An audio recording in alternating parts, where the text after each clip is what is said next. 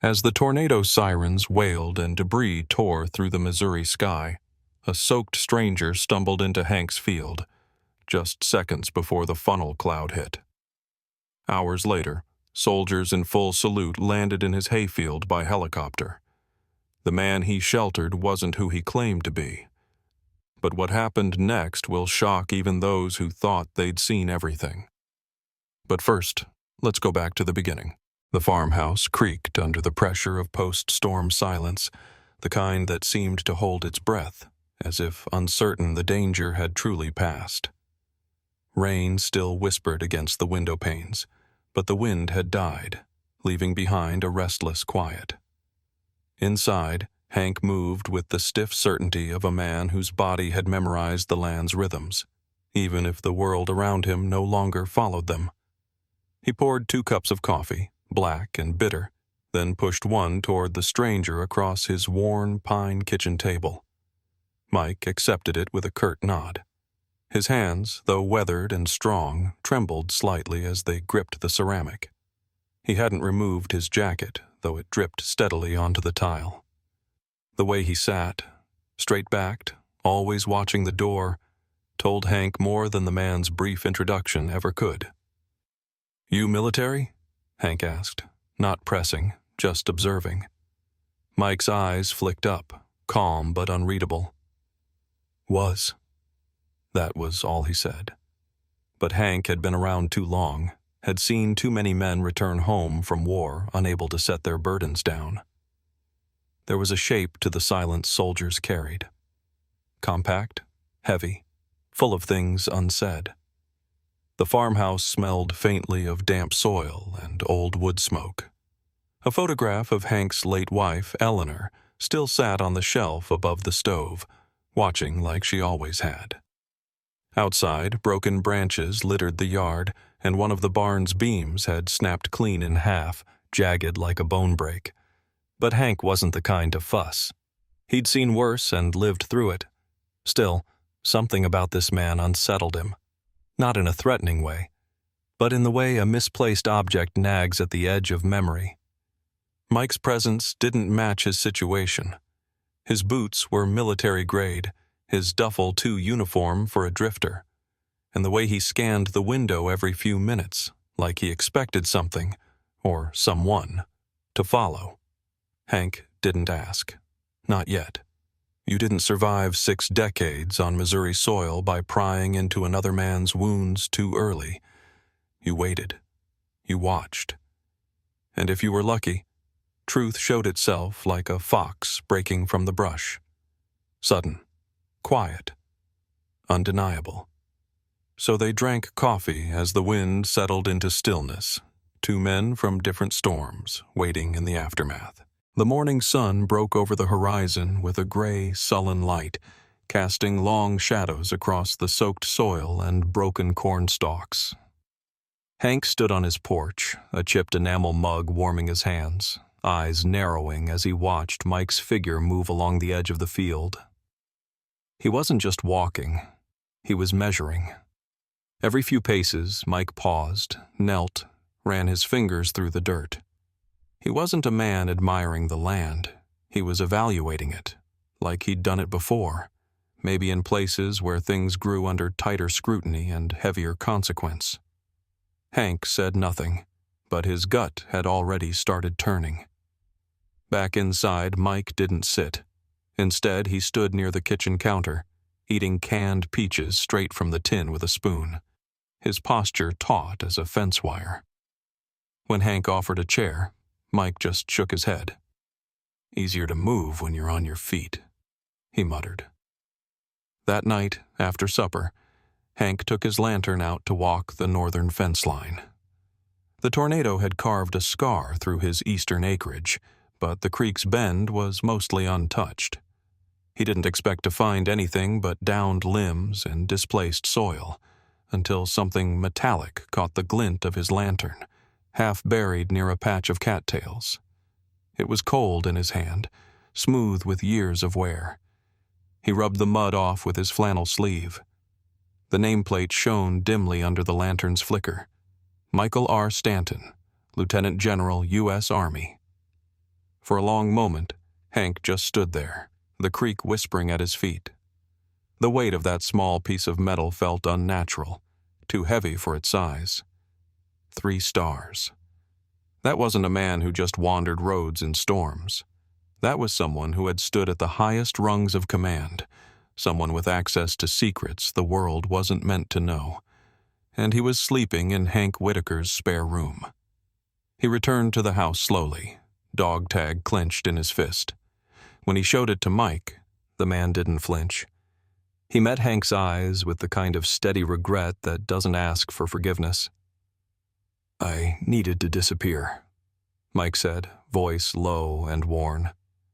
"And you're the first person who saw me as a man, not a rank."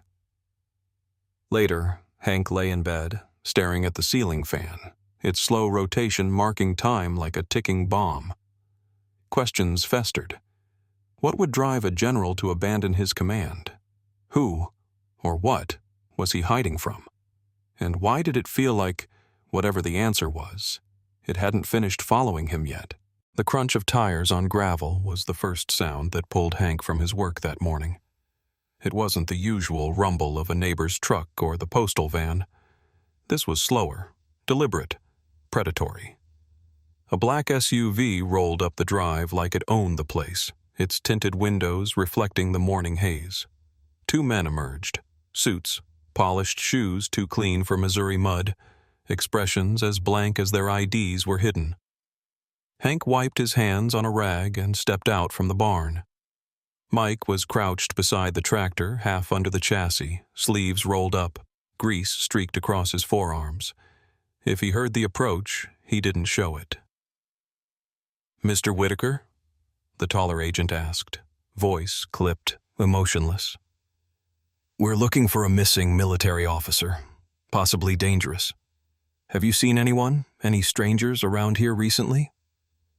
Hank felt the question settle like a weight in the air. For a moment, the breeze stilled. He let his gaze drift, casually, toward Mike. The man hadn't moved, still turning the axle socket, slow and steady, like he knew the cost of looking up. Hank adjusted his stance. "Just me," he said. "And this land." The shorter man squinted. "Mind if we look around?" "I do, actually. Private property." They lingered, long enough to let Hank know they didn't buy it, but eventually turned back, vanishing into the tree-lined road without even a goodbye. Silence returned. But it was short-lived. Exactly 1 hour later, the sky thundered, not with rain or lightning, but with power, low, guttural, mechanical. Hank stepped outside just in time to see the monstrous form of a Chinook helicopter drop from the clouds like a descending god. It landed in his east hayfield, rotors slicing the air, flattening the golden crop into submission. Dust surged. Wheat chaff flew like ash. Soldiers spilled out in formation. Their movements were sharp, purposeful, unmistakably reverent. And all eyes turned toward the man by the tractor. Mike didn't move to meet them, didn't return their salute. He simply rose, wiped his hands on a rag, and walked to where Hank stood. "Sir," one soldier said, saluting again, "Command says it's time. The operation is over. We're ready to escort you back." Mike's eyes never left Hank. "I owe you the truth." The words that followed came quietly, but every syllable landed like thunder. A secret mission, a deep rot within a defense contractor, a leak, a kill order. The storm had scattered the trail. "You didn't just give me shelter," Mike said. "You gave me a chance to come back alive." And Hank, hands still dirt-cracked and calloused, simply nodded. Because sometimes the world tilts, and a farmer becomes the last safe place a soldier has left. 2 weeks had passed since the storm had churned through Hank Whitaker's fields, but the air still carried that faint, scorched scent of torn earth and lightning. The land was healing. Slowly, silently, the way old wounds do. Each morning, Hank tended to what remained, patching the coop, salvaging bent tools, feeding the stubborn mule who had refused to take cover when the winds came. He asked for nothing, expected less. Then one morning, tucked between the feed catalog and a local tax notice, came the letter. No return address, no stamp but the type used by people whose business wasn't meant to be tracked. Inside, a single sheet, crisp and formal. A Medal of Honor citation, marked confidential. Folded within, a handwritten note in tidy block script. Mr. Whitaker, your act of quiet integrity saved more than one life. The threats have been neutralized. Your barn will be rebuilt, courtesy of the Department of Defense. But more importantly, know this. Men like you are why I still believe in this country. M.R. Stanton. Hank read it twice, folded it carefully, then stood for a long while with both hands resting on the counter, staring out the window at a patch of sky that no longer looked dangerous, just wide and clean. The next changes didn't come with ceremony. They arrived in the form of crews, military contractors, polite and efficient, who said little but worked fast. They laid down new trusses, replaced shingles, replanked the barn doors. They regraded the soil and reseeded the corn rows with high-yield hybrids. A new water pump arrived, installed without fanfare beside the well Hank's grandfather had dug by hand. There were no questions, no bills, no signatures, just quiet restitution. And then, one morning, the black car returned. This time, it didn't slink down the road like a threat. It rolled in like it belonged, engine low, tires humming against the gravel like an old friend's footsteps. The door opened.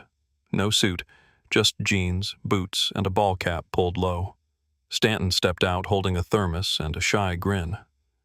"Got time for a coffee?" he asked. Hank squinted against the sun. "Only if you brought your own cream." They sat beneath the old pecan tree, the branches swaying gently above them. No medals were exchanged, no words forced. They didn't need to talk about what had happened, because both men understood something deeper. That decency isn't always loud, and some debts are paid best in silence. Somewhere in Washington, papers were filed, seals broken, judgments passed. But here, on this quiet patch of Missouri earth, justice had already arrived. It came not with noise, but with the weight of gratitude, and the soft clink of two mugs beneath an open sky.